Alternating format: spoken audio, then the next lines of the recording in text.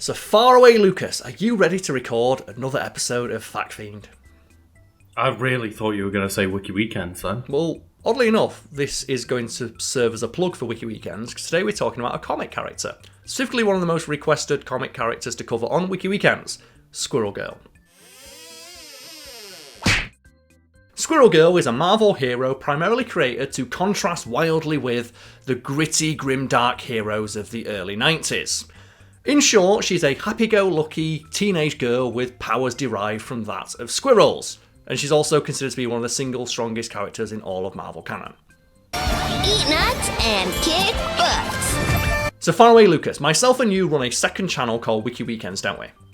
We do indeed, yes. And one of the things that we like to cover on Wiki Weekends is superheroes. And Marvel superheroes tend to be what we cover more because the wikis for Marvel superheroes tend to be a bit better written. And one of the things that's on a Marvel characters wiki is the power grid. So would you like to explain what the power grid is briefly for the folks at home? So the power grid of Marvel just roughly explains where each character sits on a scale of power, and it has 6 different powers listed, or kind of categories of powers, Yes. and then scales them from 1 to 7. And 1 is roughly a bit higher than an average human, or 7 is nigh godlike in that ability. Yes, and the 6 specific attributes that are measured on the power grid are intelligence, strength, speed, durability, energy projection, and fighting skills. And as Lucas mentioned, every hero has a ranking of 1 to 7 in each of those attributes. And the higher the scaling is, the more powerful that character is in that particular regard. So, for example, the Incredible Hulk, what do you think his strength is, Lucas?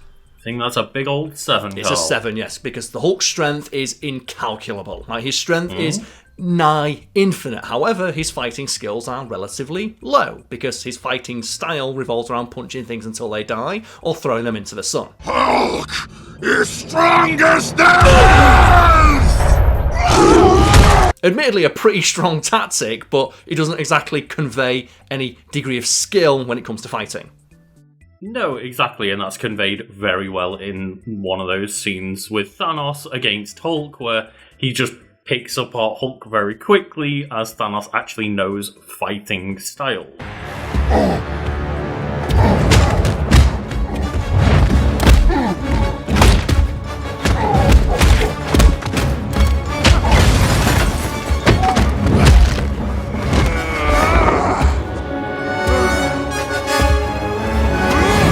And Thanos in the comics is regarded as being about as strong as the Hulk, unless the Hulk decides to get even stronger, because that's the thing the Hulk can do, as we've discussed in an episode of Wiki Weekends before, where we talked about how, yeah, the Hulk can just get angrier forever, and as a result get stronger forever. And do you have like a favourite bullshit, like feat of the Hulk as a result of him just being really, really strong?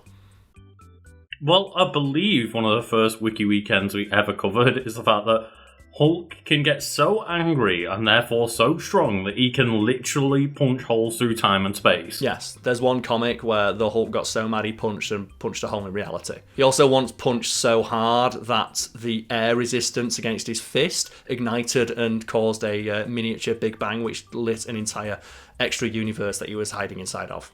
Now, that's just the kind of bullshit you can do when your strength is a 7. Conversely, you have characters like Captain America, Wolverine, Deadpool, and their fighting skills are a 7. So they're not necessarily as strong as the Hulk, but their fighting skills are unparalleled in the Marvel Universe. And Captain America is said to know virtually every form of martial arts.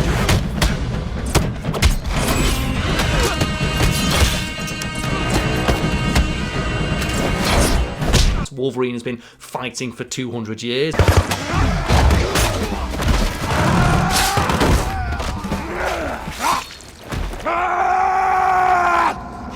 And Deadpool is so unpredictable, so skilled and so lethal that other characters in the Marvel Universe will pay him off rather than try and fight him.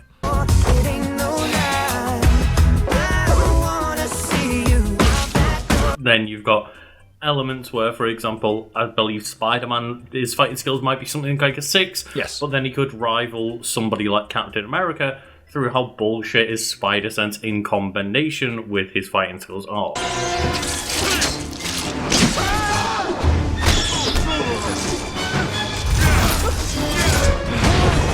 Yeah, so his fighting skills aren't as high as Captain America's, but his strength and his intelligence are higher. And For the most part, these power grids are a definitive power ranking. Like, one character that is on paper stronger than another can still lose to that character if the writer wants them to, because that's the quote from Stan Lee, right, of, who would win in a fight between insert one character and insert other character? And Stan Lee would always say what, Lucas?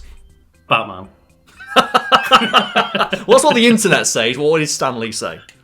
Stan Lee says whoever the writer wants to win. Well, it depends on who I want to win if I'm writing the script. If I want Spider-Man to win, he'll win. If I want the Thing to win, he'll win. These are fictitious characters. Exactly, yes. But the power grid is quite handy for giving you a snapshot of how powerful a given character is in certain regards. And on the Marvel website, they have both the official rankings and the fan rankings. So, for example, with the Hulk, officially Marvel considers his fighting skills to be not that high. However, fans have voted that he has fighting skills of a 7, presumably because they think that someone as strong as the Hulk is naturally going to be unbeatable in a fist fight because he's all about punching people. It doesn't matter if you know martial arts when the Hulk can just punch you out of reality. Yeah, when he can just clap you out of existence, essentially. Like, you would be getting clapped in every sense of the word if you got in a fist fight with the Hulk. I still think one of my favourite feats of any moment with the Hulk is just in Marvel vs. Capcom, where it's just a move where he leaps into space and just comes down with a giant rock. It's so good that it's been in every incarnation of that game. The Hulk always has the meteors in ass. There's always a move where the Hulk leaps into space and just has that express ride elevator down with the meteorites. There's nothing better than just Hulk getting meteorite in ass. It's like, what do you do? DAC! Meteors in ass! Ooh! Hit him with this unblockable right here. Hit him with the non-blockable. Before we move on, I think the attribute I think is the most bullshit, though, is intelligence. Because Mr. Fantastic and Doctor Doom have both got a 7. And I think it's stupid that Mr. Fantastic, of course, the guy who calls himself Mr. Fantastic has a dick a mile long, is of course the smartest man in the universe. But intelligence in Marvel lets you do absolute horse shit. The Hulk might be able to punch through time, but because Reed Richards is supposedly so intelligent, he can just fix any problem he wants. Well, Karl, Reed Richards' dick can be basically as long as he wants He it can to be, be. yeah, that's something else we covered on on Wiki Weekends, right? We talked about the Super Skrull. The Super Skrull possesses all the powers of the Fantastic Four combined, and in that we learn that the Super Skrull, having the powers of Mr. Fantastic, can stretch any part of his anatomy 50 miles. Which means that Mr. Fantastic could technically have a 50-mile long dick. It could. And he could just swing it around doing what he wants.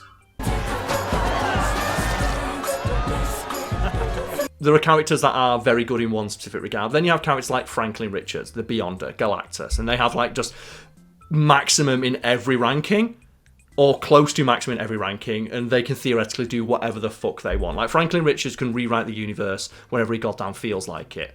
And realistically, nobody in the entirety of Marvel canon could ever defeat them, except for Squirrel Girl. Drop the money, Scuzz Bucket, or face the wrath of Squirrel Girl. And Lucas, what do you know about Squirrel Girl as a character? Because over on Wiki Weekend, Squirrel Girl is one of the characters we've been requested to cover the most. And if you are inclined to agree with that sentiment, hey, click on Wiki Weekends below and bug us in the comments section, or go to the Discord for Wiki Weekends and ask us to cover it. Maybe we will. But that episode would no doubt just cover her comic history, not the real world reasoning for her to exist. So are you familiar with that? I am not, and kind of the extent of my knowledge with Squirrel Girl is actually quite limited.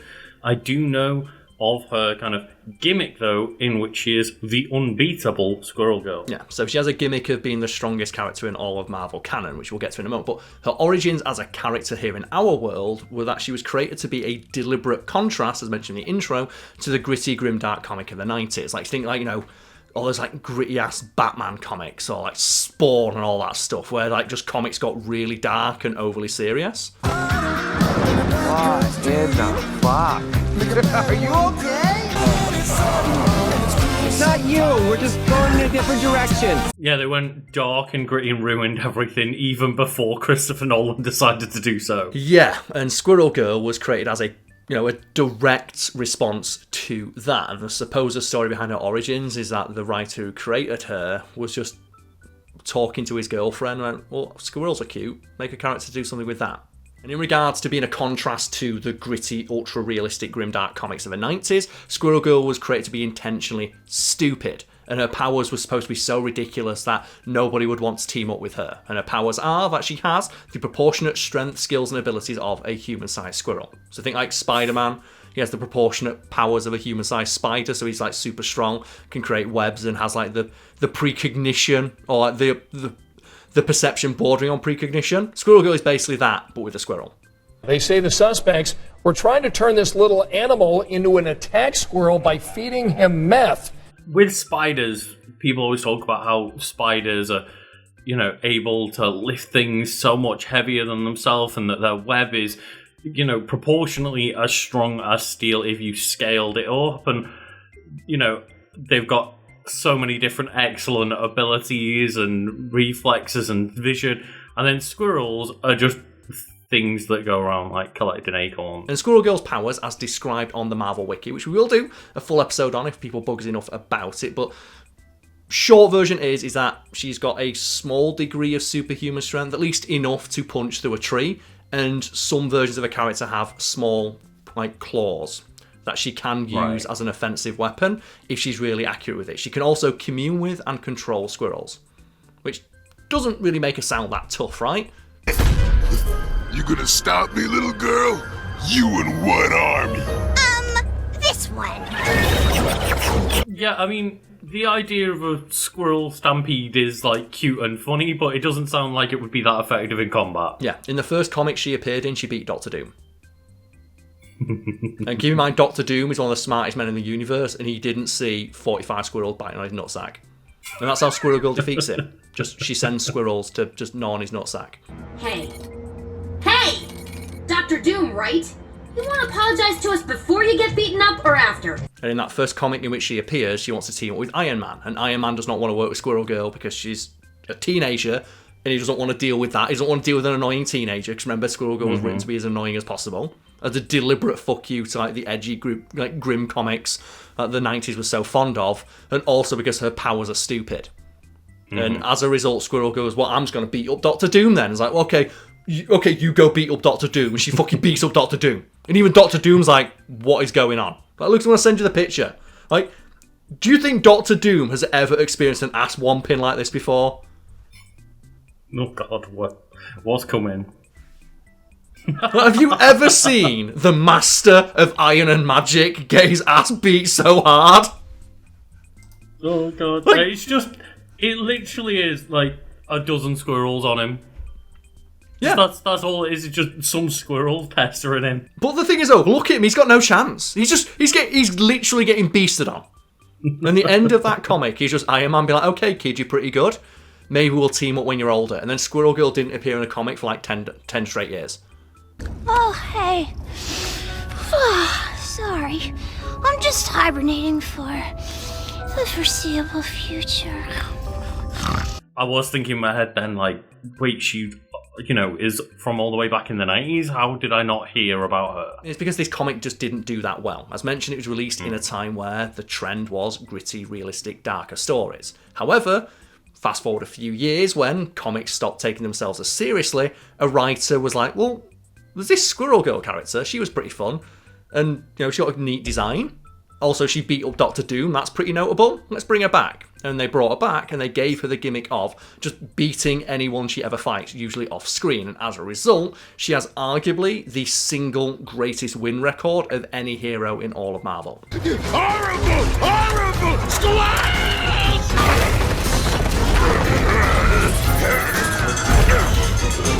And I've got here just an incomplete list of the characters she's beaten, again, usually off screen. There is Thanos, Deadpool, Spider-Man, Ego the Living Planet, Wolverine, Uatu the Watcher, Galactus, and Fin Fang Foom. And remember, she did this all on her own. So these weren't team-ups, and these are characters that can, beating up the Avengers. Like, Thanos killed, half the universe with a snap of his fingers, and Squirrel Girl's like, nah, man, Squirrel's gnawing his dickhole. Done. If we just fight anime style! Huh. With excessively big weapons? No, by calling out our attacks like this. Rocket King, now! And the gimmick became that she always beats them off screen, and you never see what it is she does. And that became the running joke of Squirrel Girl will just be stood there, and you'll have like just the villain of the week just like knocked out in the background. It's like, what the hell happened? It's like, oh, I just beat them. Squirrel Girl. It sounds very much like the Marvel equivalent of One Punch Man. Yes, but before One Punch Man. But it's the same kind of gimmick where the character always wins, and it's always really, really underwhelming, and you almost never see what they're doing, and people just come in and she's won.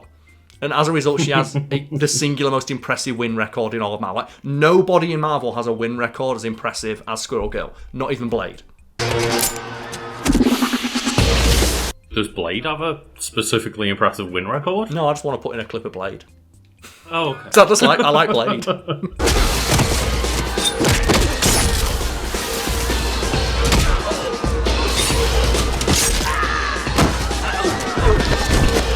And as a result, on the official Marvel website, Squirrel Girl's power grid gives her a 7 in every single attribute.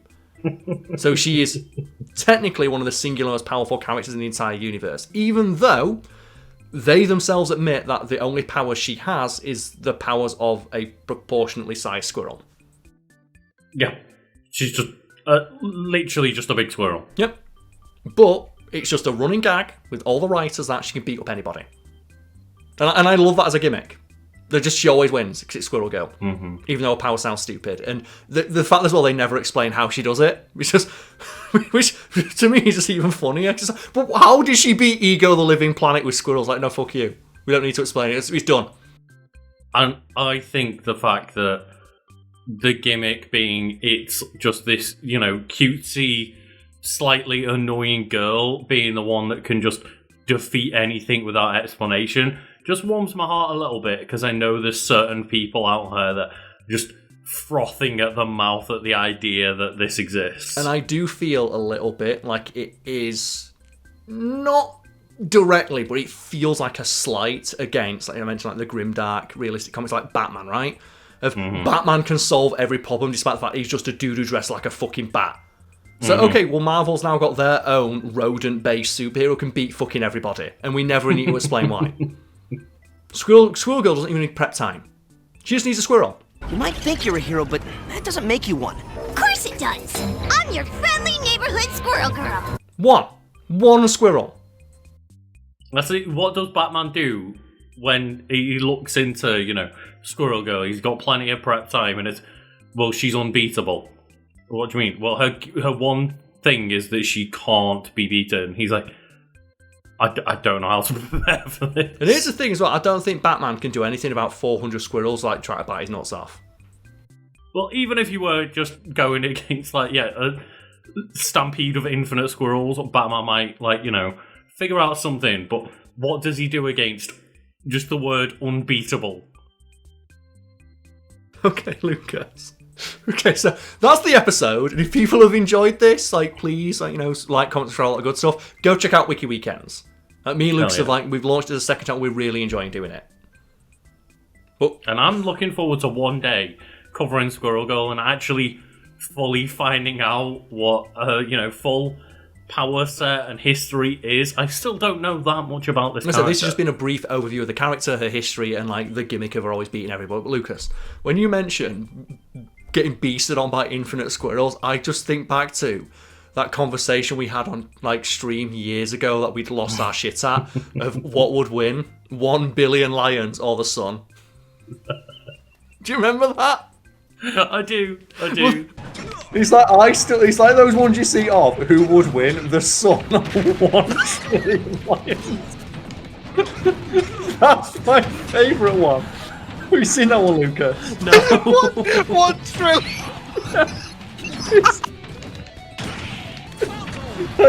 It's who would win. And can't even. Eva, what the fuck?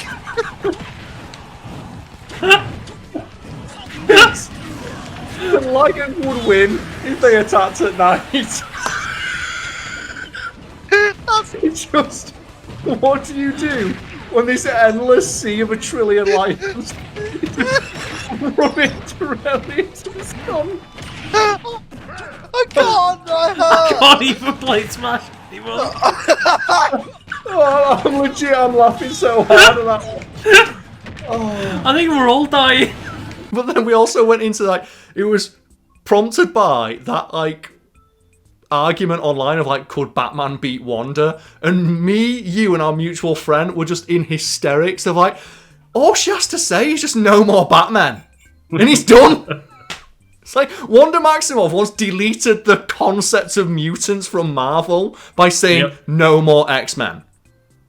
No more mutants. No more mutants, sorry, yeah. And it's like, and people are like, well, Batman could beat her though. It's like, all she has to say is no more Batman. No, not even that. She just say no more men. She can blink him out of existence instantaneously. She can make it so he lives in a reality where his parents never died and he's not Batman anymore. Oh yeah, but Batman had beat Spider-Man with prep time because Spider-Man has spider sense. It's like, no, he wouldn't. Spider-Man can literally predict everything he fucking does on instinct. Like, Spider-Man beats people while he's unconscious because his spider sense is that good. You know what? Fuck it. She can win. She can beat him even quicker. She just has to say no more men. The horrible thing is, like, that would work. Like, get rid of that syllable. Like, you know. She's so powerful. She can actually do it. Yeah. Did you ever see that comic where Superman got infected with an alien virus and couldn't touch the floor? So what he did is he used his super breath to breathe out of his nostrils really hard, so he always levitated an inch off the ground. That's an actual thing that happened. It's like, how do you beat that? A barang. That's how. And we were just in hysterics at the end because, you know, like, Batman fans get salty about the fact, no, Batman could totally win though. It's like, how? What do you do when you do no more men? Yeah. Yeah, but Batman would stop Wanda before Wanda even started saying the words. And just stop coping. Yeah. Like, sometimes it's okay to admit that you just like the character so much that you're willing to overlook bad writing. And I'm waiting for the comments to be like, no, Batman would totally beat Squirrel Girl. It's like, that she's got one gimmick, and it's that she can't be beaten. But it's like, the argument is like death battle, like Superman beating Goku, and like anime fans like, no, Goku. And like, Superman's whole thing is that he's the man without limits. Mm-hmm. He literally has no limits. That's the point of the character. You can't beat Superman because he's the barometer against which all other superheroes are measured. He is the original superhero.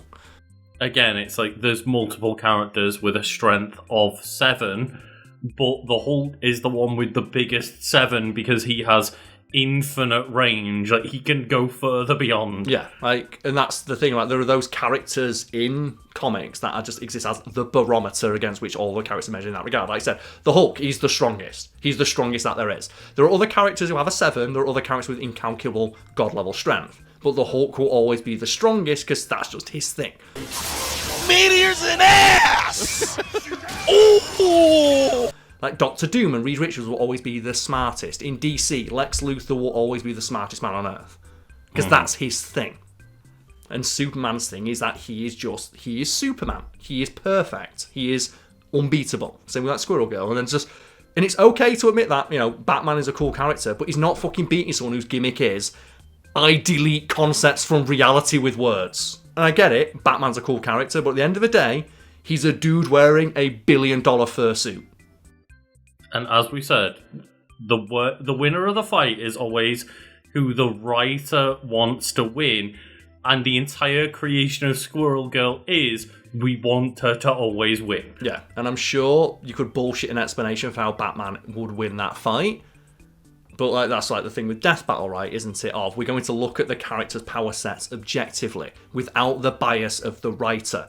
Or like without the bias of, like, you know, the rights holders putting their thumb on the scale.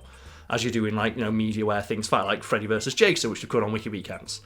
Where neither rights holder to either Freddy or Jason wanted their character to lose. Likewise with Godzilla vs. Kong, where the rights holders for each didn't want there to be a definitive winner because their character comes across looking worse. When it's something like Death Battle, it's just like this character. This is their canonical stated feats of strength, endurance, fighting skills. What would happen if they kick the shit out of each other? Yeah, and you even see that as a comic book example where it's Batman versus Superman. How does that end?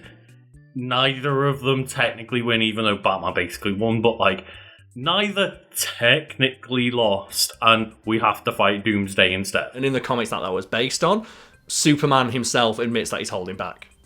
But then, like, they give Batman his due by saying Batman was also holding back. Because that's the thing when Superman's fighting Batman, is like, come on, Bruce, what are you fucking trying to do?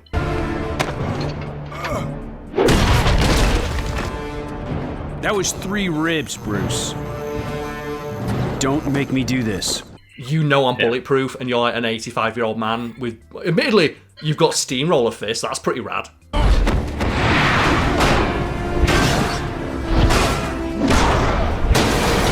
If people are going to argue, well, Batman can beat up Superman and therefore could do so with Squirrel Girl. Yeah, but Superman has weaknesses. Yeah, Squirrel Girl has no weaknesses. No stated weakness. Yeah. The other thing I like about Squirrel Girl as well, like, it's canon, because we've got to mention Marvel Rivals, right, where they made Squirrel Girl just that she's so thick.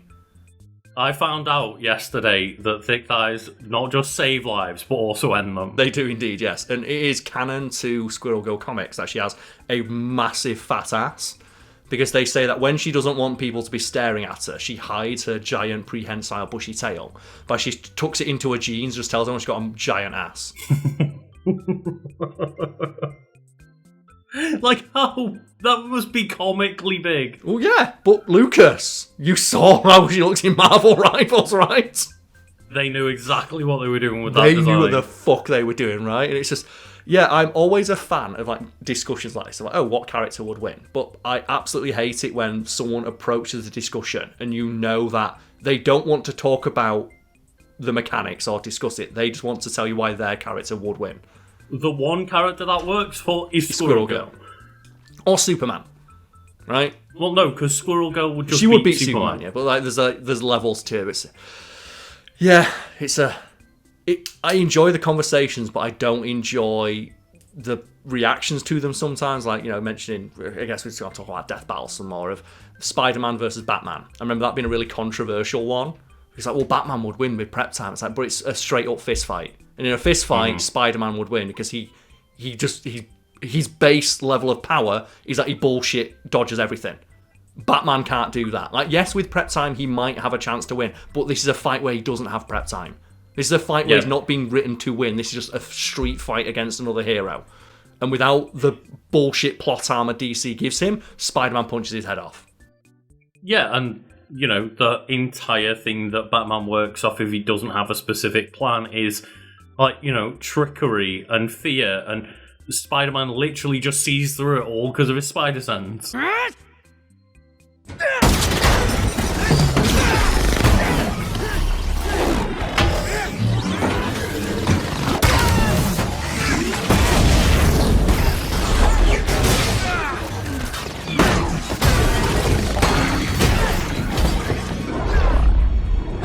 And that's what the idea behind that concept is. Like, okay, remove the biases of the writers and stuff, just what are their powers? And if you scale these properly, like, they're not always the best with their power scaling or like their calculations, but generally it's okay, this character can do this, and that is objectively a bigger number than this one. Yeah. And when one number's bigger, that generally assumes they'd win. Yeah, and of course it's just, you know, a fun series where it's mainly for entertainment's sake and not to be taken too seriously, really. But yeah, they might not get everything perfect, but I think they do a very good job compared to what most people do on the internet of just my favourite character wins. Well, I remember I forget who it was, one of their researchers was like getting like shit on Twitter, as they probably do like every fucking day, because the character that someone likes lost. And it's like, well, did you read this comic? And their response was, yes. I also read the comics with the other character in them. Have you read those? And the response from the person moaning at them with the Batman avatar was no. I was like, but they did. You didn't. You literally only have half the information that they do. Oh, but, you know, in that vein, Lucas, right, is there any like team-ups or battles you would like to see? Maybe not necessarily involving Squirrel Girl, because she just beats everybody. Was there any like fun battles you would like to see realised in that kind of thing, or any you would like to discuss? I think it's like one of those where I think comic books are like a fun jumping off point, but I really like a lot of the ones where it's trying to extrapolate stupidness out of something would maybe like seem a bit more simple. Like, for example, when they did so with Leon from Resident Evil. Yeah. And they try and contextualize how bullshit Leon is, because they go, okay, in that Degeneration movie, he does like all these like 45 backflips and leaps 18 feet into the air. How strong must a man's legs be to leap as high as Leon does? Warning. Level 4 submerged system will engage soon. And how fast must Leon move and react to be able to backflip through a laser corridor? And I am a fan of that, where they get an ostensibly human character and just dig through the archives and find some bullshit feat from some comic or bit of extra universe material that is canon, and then they extrapolate from that about what that means the character can also do.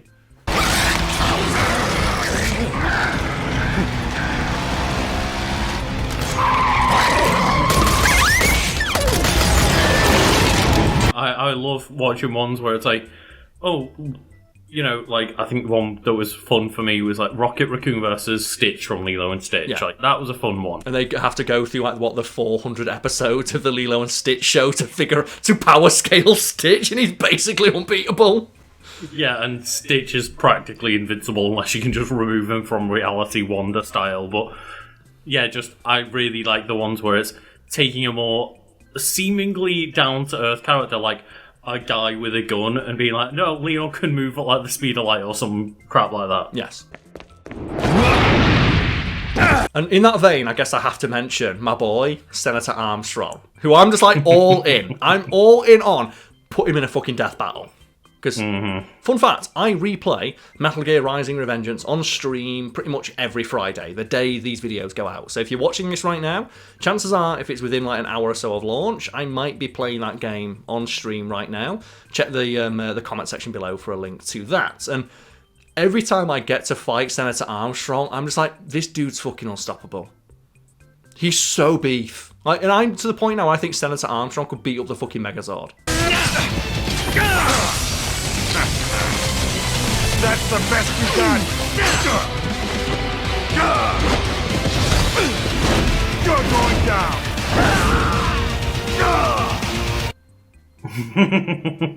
Just if you power scale him based on what he does in that game and what he's capable of like surviving, like he can physically stalemate Raiden, who lifts up like 1,000-ton stadium-sized Warcry spider.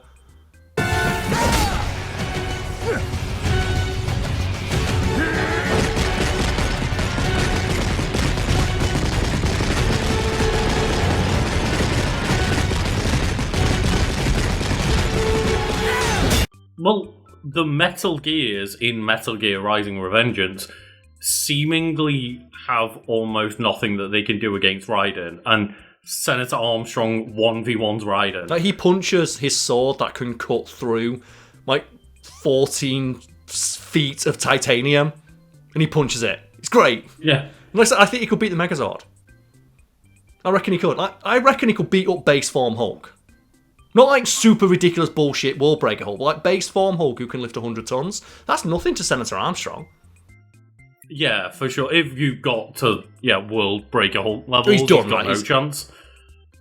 But I do think you've got a point there, and especially the Megazord. Like, I think the Megazord is probably as powerful as a Metal Gear like Metal Gear Ray is, if not a little bit more broken, because there's probably a couple of, again, like one episode examples where they did something just ridiculous. We have to break his grip! Desperate times call for desperate measures.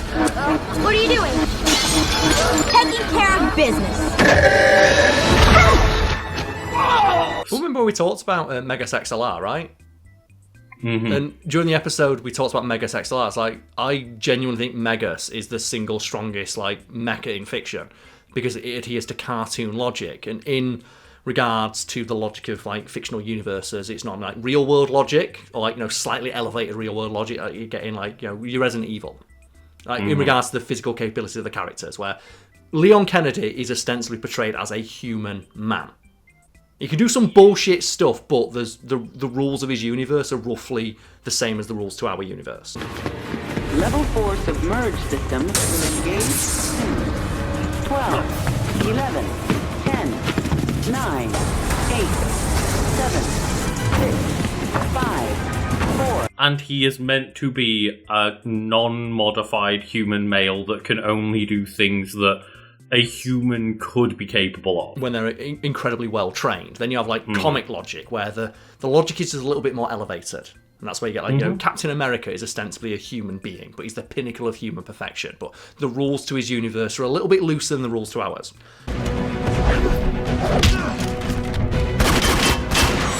Then you have anime logic, where the rules are even more loose and there's even more bullshit possible. Then you have cartoon logic. And once you get to cartoon logic, everything's off the table. And normally it's like real world logic is trumped by comic logic is trumped by anime logic and comic book logic, and real world logic are trumped by cartoon logic. You call this protection?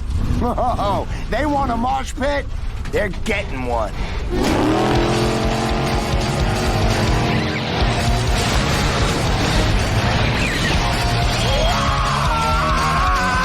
Because there is no logic at that point, right? It's just whatever needs to happen for the plot to happen, happens. And Megas XLR adheres to cartoon logic.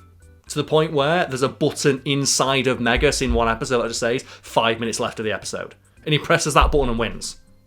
Like, he literally at times has the win button. Yes.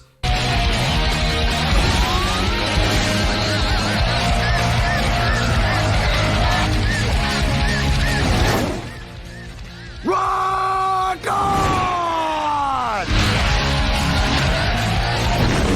And I think Megas XLR could beat any mecha in fiction, because the rules of the universe in which it exists say that it has to win. The gimmick, again, is that Megas can beat anything it needs to. Yeah, whatever needs to be in the cockpit at the 5 minutes to the end of the episode mark is in the cockpit at the 5 minutes to the end of the episode mark. And that's written into the cartoon, into the character's logic. Cartoon logic, yes. And I love like that. Of like, just when it's something silly that when you actually break down what it's capable of could be anything else. Like I said, Megas could be any mecha in fiction. I don't care how strong it is, Megas wins. Because cartoon logic, it's like Death Battle, right? Where One Punch Man versus Popeye. It's like, well, One Punch Man's gimmick is that he beats everybody. Yeah, but he adheres to anime logic. Cartoon logic fucking trumps that shit.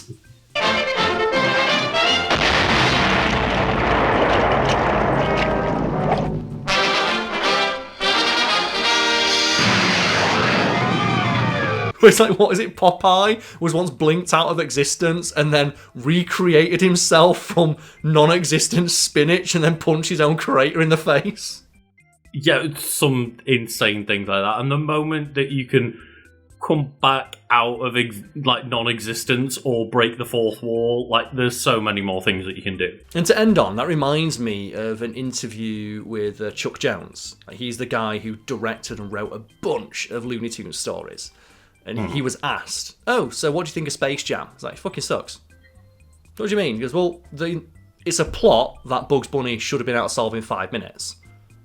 I don't understand why it takes 90 minutes for Bugs Bunny to figure out the solution to the problem and why he needs help. Bugs Bunny can solve it in 5 minutes. Because that's Bugs Bunny's gimmick. And, you know, the moment where he convinces them, hey, let's have a game of basketball to sell a giant advert for 90 minutes that I love. Yes. Instead, the realistic Bugs Bunny logic would have been, I just convinced them to leave. Well, keep in mind that Bugs Bunny, again, he adheres to cartoon logic. There's that episode where it's the gif that gets a lot of use online of him he soars through the American map to get rid of Florida. Right? And like the example I always use to showcase what I mean by that is that like Chuck Jones directed an episode of Bugs Bunny where they condensed a 3-hour opera into 5 minutes. Mm-hmm. They condensed an entire opera to 3 minutes. He can condense a story about dunking on aliens into like that time as well.